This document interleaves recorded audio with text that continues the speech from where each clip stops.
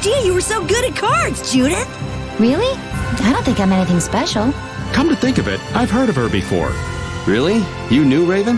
Yeah, I heard a rumor or two about a wandering gambler who rides a dragon. They say that the casinos she's gone to have gone bankrupt, one by one. Someone who rides a dragon? That's gotta be Judith! The stories get bigger every time they're told. All I did in Nordopolica was destroy the Blastia. Anyway, let's stop talking about silly things and get a move on. You know, they say it wasn't just one or two casinos that gambler put out of business.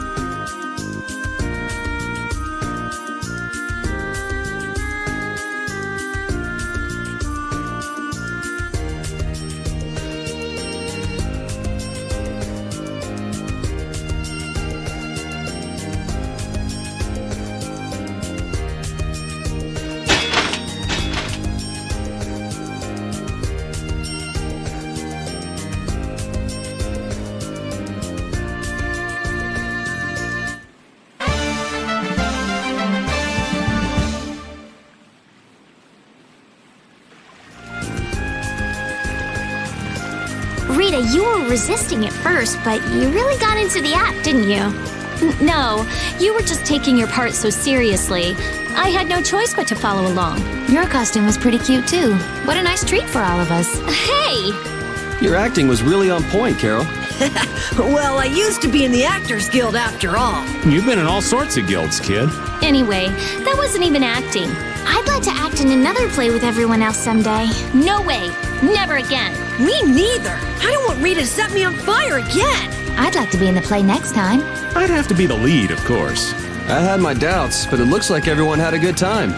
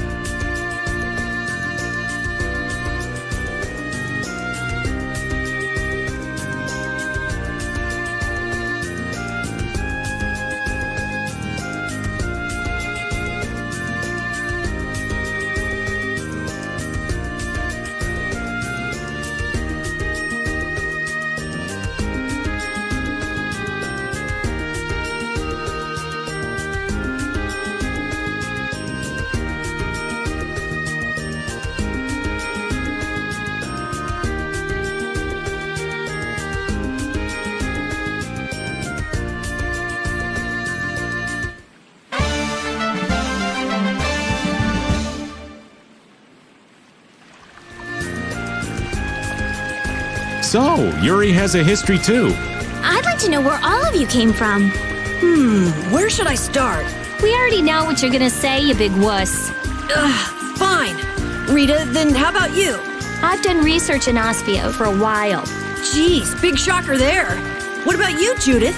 Me? I lived in a town before I met Baul. Everybody called me a prim and proper little girl. You gotta be kidding.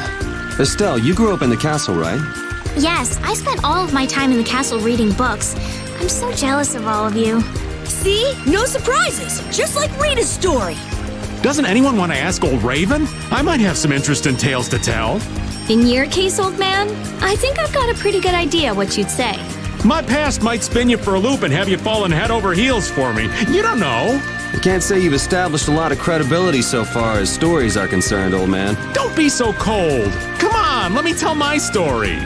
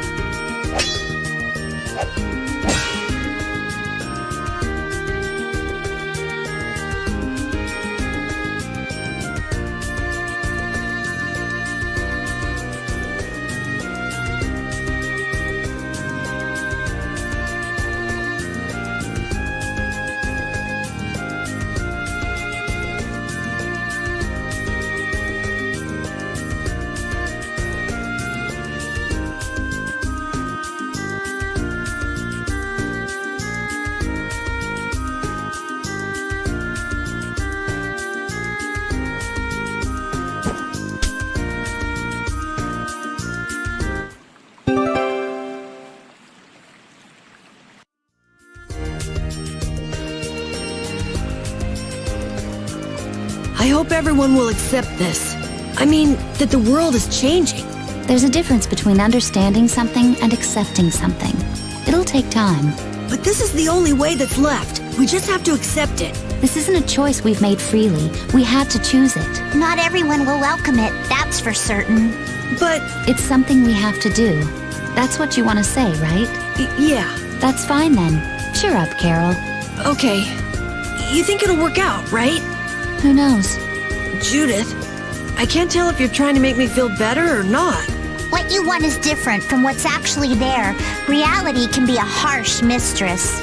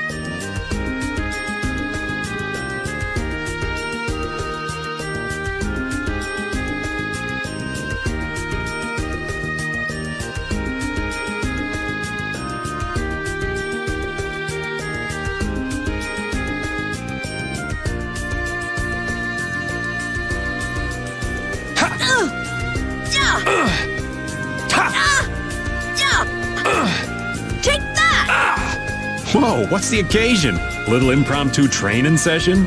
Well, when I think about fighting Duke, I know I gotta be as strong as I can! I like your spirit. I'd expect that from Carol. But Yuri brings a twinkle to this old man's eyes to see you training. On second thought, let's call it a day. What? We were just getting started! Never fear. I think I can teach you a thing or two. You can thank me later. You're volunteering to help, Raven? You're gonna jinx him. Now, don't be like that. There's no beating an old man once he finds his stride, you know? Would you spar with me as well, Raven? Hey, well, if you both want to, I can't say no. It'll take more than luck to beat Duke after all. All right, Carol, no mercy? Right. No mercy! Fight!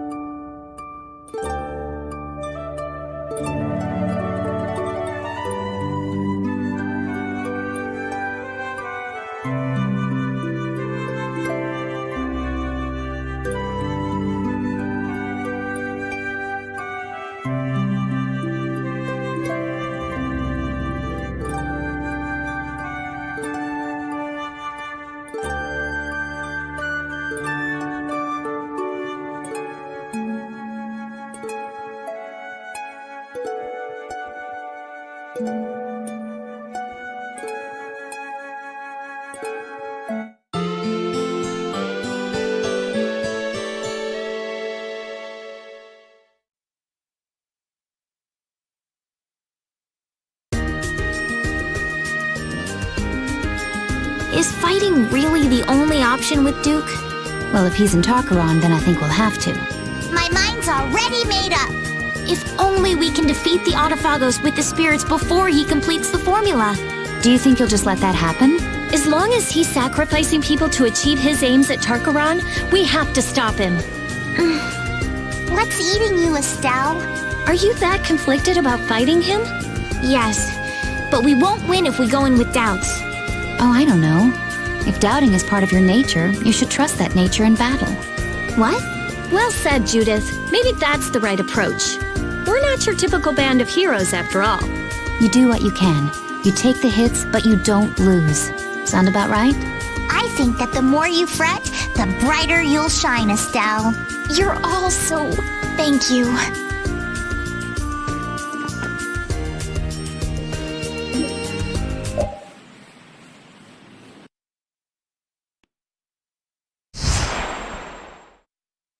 When faced with a daunting foe, they often betray their comrades and save themselves. They gain more power than they need, and grow overconfident once they have it. This had been my understanding of human nature. Humans are quite interesting. They become distrustful once betrayed. One moment they may slander a friend, and the next be moved to feelings of love. Their hearts may grow more compassionate, or be lost to depravity. Truly puzzling creatures. All of that makes them dangerous. How long until they are drowned by their thirst for power? How long until they betray all those dear to them in their struggle for supremacy? When they stand before a mighty enemy, will they keep their resolve? Do you not believe in them, Sylph? I wished only to convey the delicacy of the situation. Should they ever become too great a nuisance, we need only burn them to the ground. It seems that the conversion to spirit form has not tempered our leader's fiery wrath. Nor has there been any change in the optimism that so characterized you, Undine. And you remain every bit as cautious and careful as you ever were. Has not that fear kept you in constant concern over the catastrophe in the sky? It was all the Entelecheia and humans could do to seal it away 1,000 years ago. The humans have said that as spirits we possess the power to defeat it. However... Say no more. Speaking it out loud will only further increase your worry. We are a new power that will form the cornerstone of this world. The Adephagos is nothing. We may possess enough power to defeat the Adephagos once and for all. But all our work will have been for naught if the humans cannot face this threat. Do not forget that it is the mortals who must use our powers against the Adephagos. Did you not place your faith in their hands? As there are no others to whom we can turn, I will entrust them with our final hope. Then be content to stand by and watch over them. Believe in them. I too await the day when I make known my full power.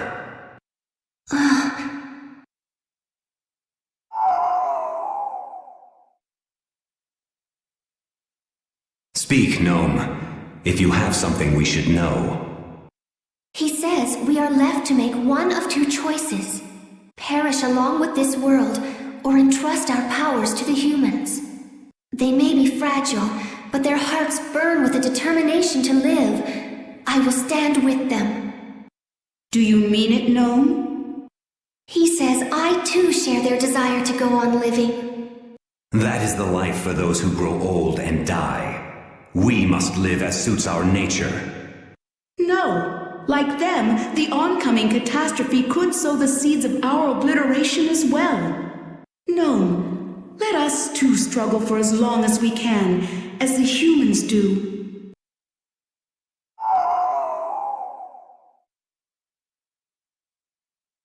Goodbye.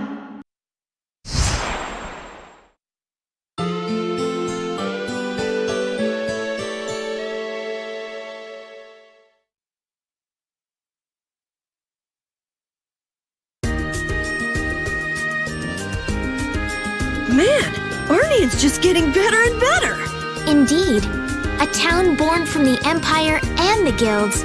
I'm sure it'll be a wonderful city. Though it's a shame it took a world crisis to get them to work together.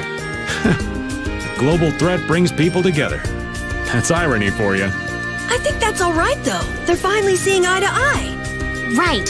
And even if they need a crisis now, I'm sure one day it'll just come naturally. Indeed. It would be a shame if this cooperation was only temporary. I hope we can return and ensure that it is lasting. Me too. We have to take care of the Adephagos first, though.